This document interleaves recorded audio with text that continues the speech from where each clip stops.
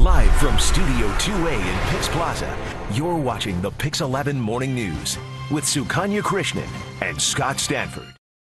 Scotty, listen up to this. So it is 6:55. We've dimmed the lights for this segment, and it's not that kind of segment. We're talking about peaceful, relaxing mind. Yes, when your mind is relaxed, anything is possible. But when your mind is not relaxed, it almost seems impossible, especially in this increasingly connected world that we live in. Technology, has accelerated the pace of our lives, and as a result, our brains are so wired to do so many things and multitask. But that's not necessarily a good thing, especially not in your home life, not in your workplace. Psychologist Dr. Michael Woodward is here, and meditation guide Pandit Dasa are also here with steps that are being taken to ease your mind. So nice to have you here. So, you know what? We've heard all of this stuff about mindfulness, and it seems so buzzy. Explain what that is, first of all.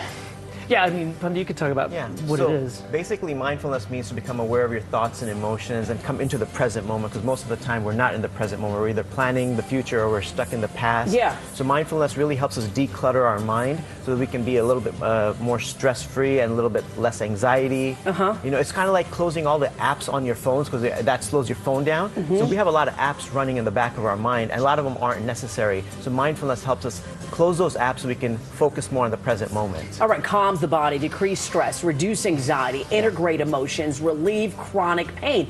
And people don't understand, all of this comes from us not being mindful. It is a new phenomena. It isn't new, but it's new these days because it's now come into the workplace.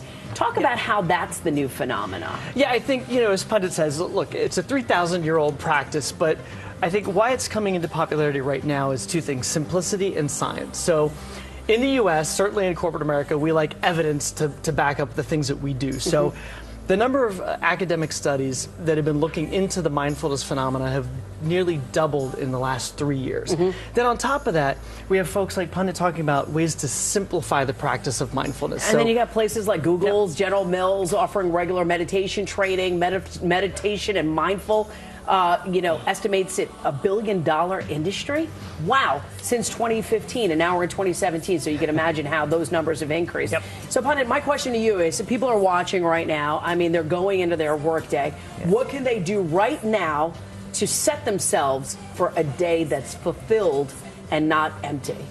Start off by putting your phone away, sit down in a peaceful, quiet place for 5 minutes, that's all you need, and start to take deep breaths. And when you're taking these deep breaths, just focus on the breath. Try not to plan anything, and try not to think about the past. Just focus on the breath, filling your lungs, and then a deep exhalation, because the deep breathing in itself has a real powerful way of resetting the mind, relaxing the body, relaxing the nerves. It can also be used before you go into like a stressful meeting or something, potentially a stressful encounter. Just take a few deep breaths. But you know what? Everybody's mind wanders these days, you know what I mean? People can't sit still for 2 seconds. So what do you do when your mind wanders? How do you come back to center?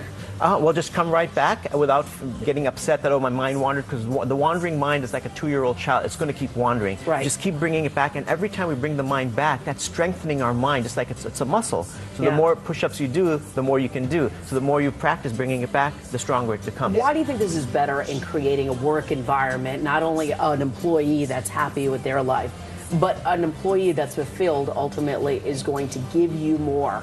Am I correct about that? Yes, absolutely. Look, stress causes us to negative spiral in our minds. And as a psychologist, I can tell you, when you start to negative self-talk, you start to catastrophize things around you, you need to just stop and take a break. And that's what mindfulness is. Being present, first of all, knowing what is going on in my head.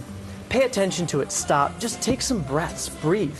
Clear your head, just like you reboot your computer. You got to just stop and do that. And when you're focused and present, you're aware of triggers, things that may stress you, and things about colleagues that may cause you stress. And that's the bottom line. It's only as bad as it is in the mind, right? Nothing is ever as bad as it seems. Thank you guys so much. Thank you very much. We create our own delusions and our own illusions, and we need to get out of our head. For more information on mindful meditation, really check out our app. And also, Pandit, where can they follow you, out of curiosity? Pandit Dasa on Twitter, panditdasa.com. That's my website. Okay, great. And if you're a company and you're looking to hire him, he is available to do that as well. Time right now is 6:59.